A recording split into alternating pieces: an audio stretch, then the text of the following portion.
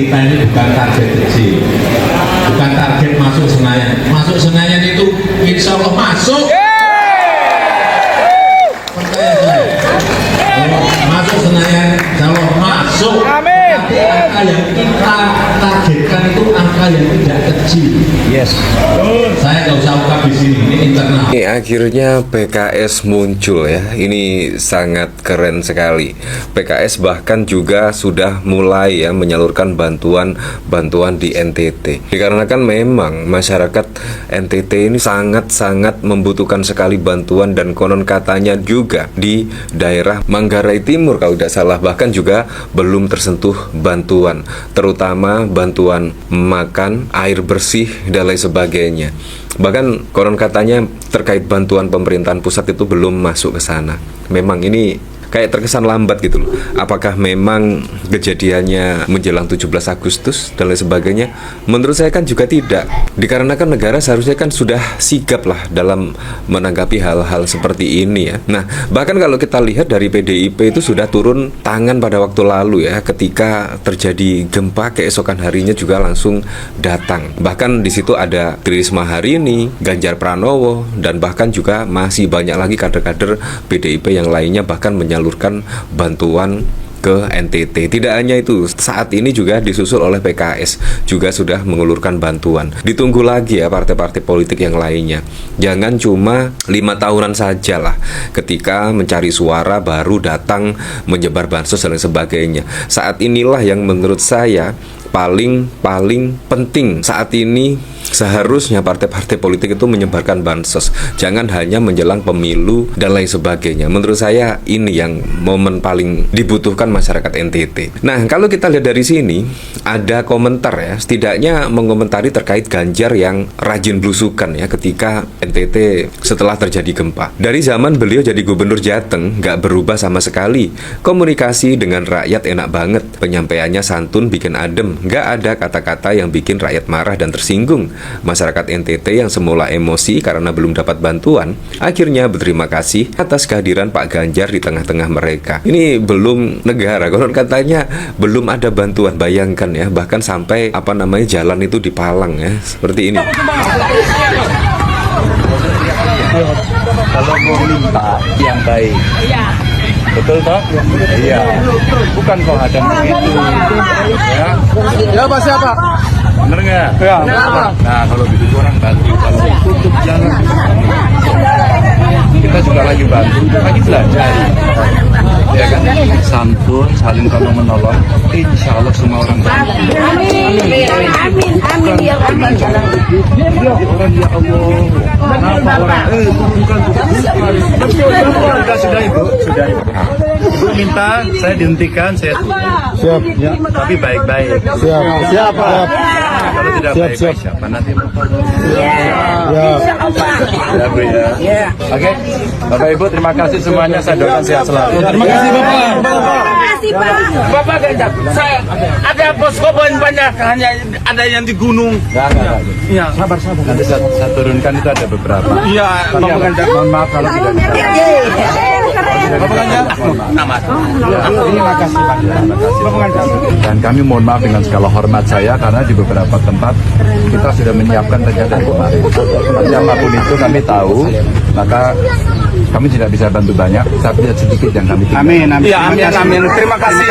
Ya, kami tadi juga ditahan di sana, ada serang orang dihentikan, bahkan Ya, tapi juga kalah ya, mendapatkan 16%. Bayangkan kalau negara sesikap ini ya, pasti juga langsung bisa segera pulih kembali lah intinya. Memang kita perlu pemimpin yang benar-benar sigap ya.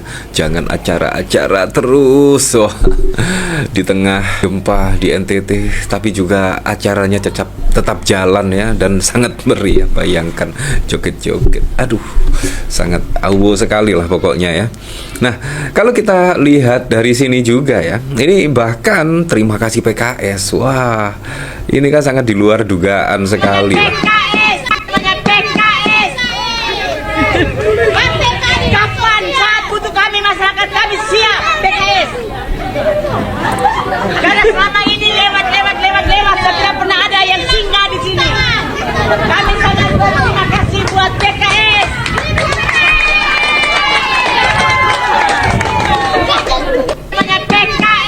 Iya, soalnya kemanusiaan itu tidak memandang suku, ras, agama dan lain sebagainya. PKS juga bisa masuk di sana, dan bahkan juga dari sini PKS juga sangat dielulukan sekali. Iya, dikarenakan siapa cepat dia pasti akan mendapatkan suara dan langsung lah.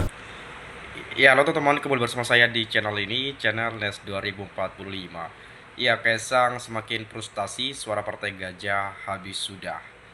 Ya, tentu memang ya PSI sedang berjuang ya, bahkan Pak Jokowi turun gunung ya hingga safari keliling-keliling ya Indonesia untuk mengendorse PSI karena beliau kan mengenakan baju partai PSI ya, topi juga ya.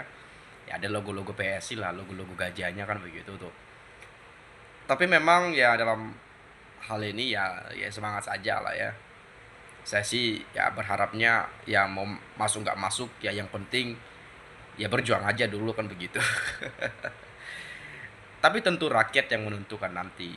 Ya kalau berbicara apakah efek Jokowi itu masih berlaku terhadap PSI, ya mungkin masih ada gitu ya, mungkin masih ada. Cuman nggak sebesar apa gitu ya kan. Karena kenapa? Karena waktu Pak Jokowi masih presiden kan di endorse juga PSI. Tetap aja nggak masuk Senayan. Apalagi sudah jadi mantan ya. Gimana ceritanya kan begitu. Tapi oke lah, usaha kan nggak akan mengkhianati hasil begitu ya. Saya sebenarnya malas untuk bahas PSI gitu ya. Tapi biarkan netizen saja lah yang menjawab ya. Saya coba baca komentar dari kawan-kawan. Karma menanti kalian. Ya, jangan cuma dia aja bisa nipu, akan ada balasannya ya, ditipu juga. Ya hukum tabur tuai namanya, itu udah bukan hukum Indonesia ya, tapi itu hukum alam ya, tabur tuai itu. Siapa yang mau PSI? Kumpulan kader korupsi. Partai yang pembinanya orang bermasalah dengan ijazah palsu. Raja Jokowi yang katanya punya relawan penjilatnya di mana aksinya untuk rakyat NTT yang terkena bencana. Ya di mana rakyat di mana relawan-relawan ya Pak Jokowi dan PSI kemudian ketika ada bencana di NTT itu. Ada video viral di TikTok, saya melihat ada seseorang, saya nggak tahu ya, pria atau wanita, pokoknya masyarakat lah ya, di mana minta tolong pada Ganjar Pranowo ya, Pak Ganjar, tolong Pak kami di NTT bla bla bla bla. Kemudian Pak Ganjar balas, lokasinya di mana? Di mana tuh saya lupa ya. Pokoknya disebutkan lokasinya. Kalau saya nggak salah Pak Ganjar balas lagi, besok saya ke sana atau ya udah saya langsung berangkat. Besok kali ya bahasanya ya. Saya lihat di chatnya itu ya, di DM ya, di DM. Pak Ganjarnya di DM. Kan langsung terjun ya. Loh, ini luar biasa gitu loh. Ya meskipun kalah Pilpres tapi ya bentuk kepeduliannya terhadap masyarakat itu nggak hilang. Meskipun belum terpilih waktu Pilpres 2024 ya. Ada juga Menteri Sosial waktu era Pak Jokowi ya. Saya lupa lagi namanya. Tapi fraksi PDIP juga itu ya. Ibu apa ya? Aduh, lupa saya teman-teman. Ya teman-teman kalau ingat nanti boleh silahkan sampaikan lah ya. Saya banyak sekali pikiran saya nih sampai lupa saya tuh. Kemudian saya coba lihat komentar, boleh masuk Senayan siapa ngelarang, mau nonton bola kan? Lol katanya. Ojo percaya Jokowi, ojo pilih PSI, haram pilih PSI. Gajah, sorry ye, wong cilik biar gepeng tetap banteng. Wih, luar biasa. Masuk Senayan kurapmu. Semangat anak-anakku, insya Allah usaha kita dalam ridho Allah. Hakul yakin doa ibu-ibu atau orang tuamu menyertai perjalanan kita ya. PSI mimpi masuk Senayan. Ya nggak apa-apa, mimpi aja dulu. Ya barangkali mimpinya tercapai atau tidak ya itu urusan nanti. Setidaknya ada usaha untuk menggapai mimpi itu kan gitu ya teman-teman ya. Tapi memang kan masyarakat juga udah pintar-pintar lah, udah cerdas-cerdas lah dalam menentukan perwakilan mereka di Senayan kan begitu ya. Kemudian sabar, duit haram pun Jokowi tetap hancur. Waktunya kehancuran Jokowi. Partai gajah banyak penyakitnya, semoga gajahnya cepat lumpuh. Wah, nggak boleh gitulah teman-teman ya. Partai hasil membajak, siapa yang mau milih? Apalagi yang ada di partainya semua orang-orang bermasalah. Rakyat sudah cerdas, tidak pelongo-pelongo seperti yang punya partai. Nggak sambut karo usaha bapak katanya. Nafsu dunianya gede banget nih si Mulyono. Ya kelihatan ya kayak gila jabatan juga Pak Jokowi ya. Saya bukan apa, saya bukan benci atau apa, cuman ya kelihatannya begitu ketika misalnya ya gimana kita mau lihat main raja-rajaan gitu ya. Kemudian sempat isu 3 periode, kemudian anaknya dijadikan sebagai ketua partai.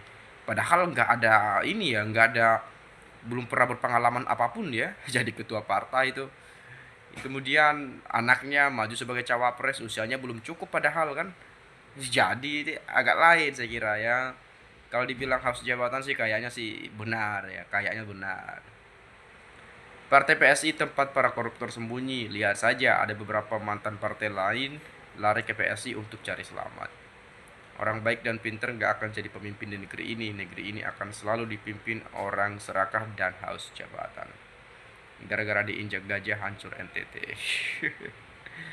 PDP memang ngeten. Cari suara partai gajah itu di hutan saja. Kebetulan bosnya biar ijazahnya palsu kan tamatan sarjana kehutanan katanya sih. Baru cocok nanti hewan-hewan di sana yang ya nggak boleh gitulah teman-teman. Kalau komentar jangan ngeri-ngeri sedap lah. Ah itu tuh foto di belakang tuh, itu foto saya waktu wisuda tuh. Jadi ijazahnya asli. Ya mungkin ya moga-moga cepat selesai lah isu-isu di Indonesia ini ya, dan turut juga kemudian berbelasungkawa atas kejadian yang beberapa minggu terakhir ini ya, bencana alam, dan kita tidak menginginkan itu terjadi, tapi ya bagaimanapun itu sudah menjadi kehendak yang maha kuasa, dan semoga ya kedepannya ya bisa baik-baik saja lah teman-teman ya, dan semoga kita dalam keadaan sehat walafiat dimanapun kita berada. Sekira begitu, terima kasih, salam, dan sampai jumpa.